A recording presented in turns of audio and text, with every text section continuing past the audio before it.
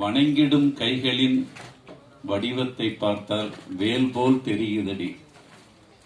அதுல இருக்கிற ஓமை, அதுல இருக்கிற முருகன் மீதான அன்பு, அது எப்படி வைத்து பார்த்தாலும் அது வேலாக தெரிகிற அந்த அழகு, அவருடைய பக்தி பாடல்களிலும் இலக்கிய அழகு.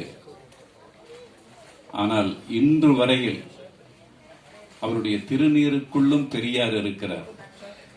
அது காவிரி கரையிலே திருவிக்காவிற்கு நீட்டிய பெரியாரின் திருநீராகத்தான் ஐயாவுடைய நெற்றியில் பார்க்கிறேன். ஆனால் அவர் எந்த இடத்திலும் பகுத்தறிவையோ தன்மானத்தையோ திராவிட இயக்கம் என்ன தனக்குள் விதைத்ததோ அந்த விதைத்ததின் செழித்த மரமாகத்தான் அவர் நிற்கிறார். ஆனால் திராவிட இயக்கம் இன்னும் அவருக்கு செய்ய வேண்டிய அந்த ஒளியை செய்யவில்லை. இதை நான் குற்றச்சாட்டாக வைக்கவில்லை. உங்களுடைய மறதிகளில் இதுவும் ஒரு மறதி என்று நான் சொல்லுகிறேன்.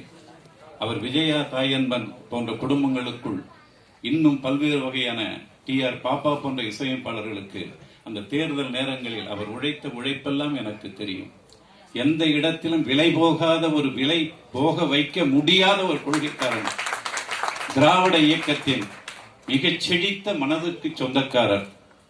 எல்தாம் சாலையில் நானும் அவரோடு நின்று அந்த படிக்கட்டுகளில் எத்தனை பேர் உயர உயர போகிற அந்த அழகையெல்லாம் பார்த்த பூவை